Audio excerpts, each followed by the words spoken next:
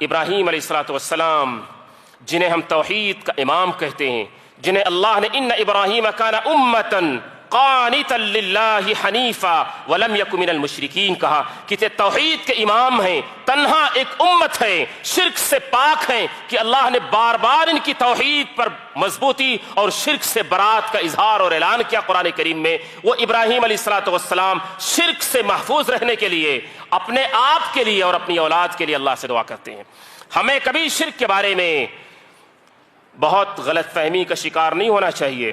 کبھی over confident نہیں ہونا چاہیے کہ ہم توحید پر ہیں، ہماری اولاد توحید پر ہے۔ الشرک فیکم اخفی من دبیب النمل، ہمارے اندر بھی، ہماری بیوی بچوں کے اندر بھی کبھی کبھار یہ عین ممکن ہے، ہمیں پتہ نہ چلے، کبھی کسی مسئلے کو سمجھنے میں ہم سے چوک ہو جائے اور یہ شرک بڑی آہستگی کے ساتھ ہماری زندگی میں اور ہمارے ایمان میں داخل ہو جاتا ہے، ہمیں پتہ بھی نہیں چلتا۔ نبی کہتے ہیں باریک چونٹی سے بھی زیادہ خفیہ طریقے سے داخل ہوتا ہے۔ لہٰذا اس خفیہ طریقے سے داخل ہونے والے شرک سے بچنے کے لیے، اپنے آپ کے لیے اور اپنی اولاد کے لیے اللہ سے دعائیں کریں کہ جس طرح ابراہیم علیہ الصلوۃ والسلام نے کیا، وَاجْنُبْنِي وَبَنِيَّ أَن نَّعْبُدَ الْأَصْنَامَ، اے میرے رب تو مجھے بھی،